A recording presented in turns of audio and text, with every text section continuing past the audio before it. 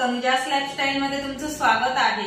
पुरणपोळी बनवण्यासाठी परफेक्ट असं पुरण कसं तयार करायचं व पोळी मऊ लुसलुशीत होण्यासाठी पीठ कसं भिजवायचं हे सर्व मी रेसिपी मध्ये टिप्स सांगितलेलं आहे, त्यामुळे व्हिडिओ शेवटपर्यंत बघा। चला तर मग सुरुवात करू।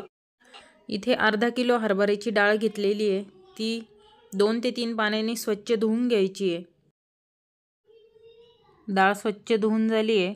आता पाणी टाकून कुकरला एक 2 ते 3 शिट्ट्या आपण काढून घ्यायच्या आहे। हाय फ्लेमवर 3 शिट्ट्यांमध्ये एकदम परफेक्ट अशी डाळ आपली शिजली जाते। डाळीच्या शिट्ट्या होत आहे तोपर्यंत आपण पीठ गाळून घेऊ। टिप नंबर 1, केव्हाही पुरणपोळी करताना पहिले गव्हाचं पीठ आपण गाळूनच घ्यायचं। त्यासाठी मी इथे एका घमिल्याला एक पातळ कॉटनचा कपडा बांधून घेतलेला आहे। त्यावर गव्हाचं पीठ टाकून एकदम अलगद हाताने आपल्याला गाळून घ्यायचं आहे, त्यामुळे आपली पोळी एकदम मऊ लुसलुशीत होते। जेवढं पाहिजे तेवढं पीठ मी गाळून घेते। पीठ गाळून झालंय, आता आपण पीठ भिजवून घेऊ। सुरुवातीला त्यामध्ये मीठ टाकून घ्यायचं। इथे मी पिठात हळद न टाकता पाण्यामध्ये थोडी हळद टाकलेली आहे, त्यामुळे आपल्या पिठाला एकसारखा पिवळा कलर येईल। आता थोडं थोडं पाणी टाकून पीठ आपल्याला भिजवून घ्यायचं। पीठ भिजवताना आपल्याला एकदम घट्ट नाही भिजवायचं। जसं चपातीला आपण पीठ भिजवतो त्यापेक्षा भरपूर प्रमाणात सैल पीठ भिजवायचं आहे। टिप नंबर 2, पुरणपोळीचं पीठ भिजवताना एकदम आपल्या तळ हाताच्या मुठीने एकदम असं रगडून रगडून मळायचं। ही स्टेप एकदम महत्त्वाची आहे, त्यामुळे आपली पोळी एकदम मऊ आणि लुसलुशीत होणार आहे। तुम्ही बघू शकता मी कितपत पातळ पीठ भिजवलेलं आहे। असंच सैल पीठ भिजवायचं आहे। मी इथे मैद्याचा अजिबात वापर केलेला नाही आहे। स्टेप नंबर 3, इथे आपल्याला एकदम कडकडीत तेल तापून घ्यायचं आहे आणि ते तेल पिठावर टाकून घ्यायचं। मी इथे 2 चमचे तेल गरम केलेलं आहे, ते पिठावर टाकून एकदम असं परत चांगलं असं मळून घ्यायचं। अशा पद्धतीने पीठ भिजवलं तर गहू कोणताही असो आपली पोळी मऊ आणि लुसलुशीतच होणार। पीठ मळून झालंय, त्यावर आता एक पांढरा शुभ्र कपडा घ्यायचा आणि तो ओला करून त्या पिठावर चांगला ठेवून घ्यायचा। टिप नंबर 4, पुरणपोळी करण्याच्या 4 ते 5 तास आधी आपल्याला पीठ भिजवून ठेवायचं आहे। त्यावर झाकण ठेवून एक 5 तासासाठी आपण साईडला ठेवून घेऊ। कुकर पूर्ण थंड झालाय, आपली डाळ पण एकदम छान शिजली गेलेली आहे। आता आपण डाळीतलं पाणी काढून घेऊ। इथे मी चाळणीमध्ये डाळ ओतून घेतेय।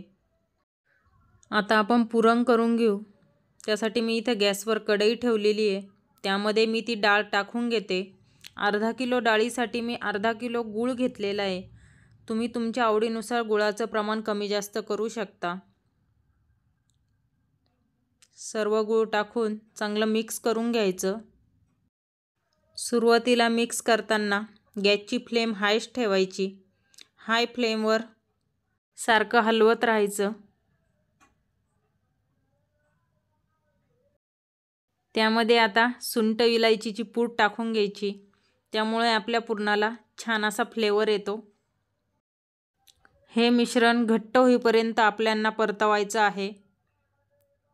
गॅसची फ्लेम हायच ठेवायची व हाय फ्लेमवर सारखं हलवत राहायचं, नाहीतर पुरण खालून करपू शकतं।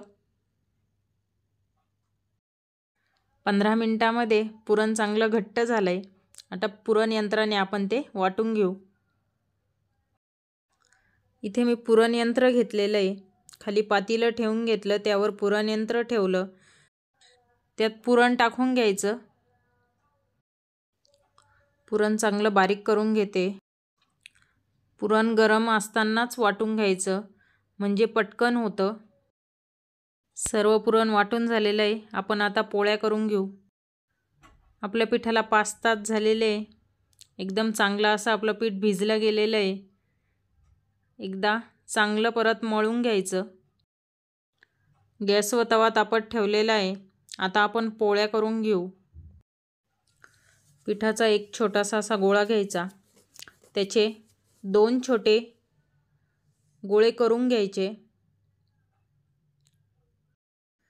त्यावर पीठ टाकून दोन्ही पण छोटे छोटे पोळीसारखं लाटून घ्यायचं. त्यावर आता पुरण पसरून घ्यायचं. त्यावर दुसरी पोळी ठेवून घ्यायची आणि त्याचे काठ एकदम व्यवस्थित पॅक करायचे. दोन्ही तळहातांवर व्यवस्थित अशी फिरवून घ्यायची. आता एकदम अलगद हाताने आपल्याला पोळी लाटून घ्यायची आहे. पोळी लाटताना आपल्याला लाटणं एकदम अलगद फिरवायचं आहे. जास्त जोरात असं दाबून पोळी लाटायची नाही. पोळी लाटून झाली आहे. आपण आता ती तव्यावर टाकून घेऊ. वरती असे पोळीला बबल्स आले की आपली पोळी आपण उलटी करून घ्यायची. आपली पोळी एकदम छान अशी फुगलेली आहे. तुम्ही बघू शकता. त्यावर तूप टाकून घ्यायचं व दोन्ही साईडने एकदम व्यवस्थित असे भाजून घ्यायची. दोन्ही साईडने व्यवस्थित अशी भाजली गेलेली आहे. आपण ती आता एका प्लेटमध्ये काढून घेऊ. आपलं पीठ इतकं छान भिजलं गेलं आहे की एक चाळ्याची जरी पुरणपोळी केली तरी ती अजिबात फाटत नाही. आपण करून बघू. त्यासाठी मी इथे पिठाचा एक गोळा घेतलेला आहे. तो एकदम असा मध्यभागी प्रेस करून एक वाटी तयार केली आहे. त्यामध्ये पुरण टाकून घ्यायचं. जसं आपण मोदक करतो तसंच करून वरचा भाग आतमध्ये प्रेस करून द्यायचा. आता आपण पोळी करून घेऊ. एकदम अलगद हाताने आपण पोळी लाटून घेऊ. पोळी लाटून झाली आहे. ती तव्यावर टाकून घेते. तुम्ही बघू शकता पोळी किती छान अशी टम्म फुगलेली आहे बघा. त्यावर मी आता तूप टाकून घेते आणि दोन्ही बाजूंनी चांगली अशी भाजून घेते. अशाच मी सर्व पोळ्या करून घेते. सर्व पोळ्या करून झालेल्या आहे. तुम्ही बघू शकता मस्त अशा मऊ लुसलुशीत पुरणपोळी तयार झालेली आहे. एकदा नक्की ट्राय करा व कशा झाल्या कमेंटमध्ये सांगा. रेसिपी आवडल्यास जास्तीत जास्त शेअर करा व चॅनलला लाईक अँड सबस्क्राईब नक्की करा.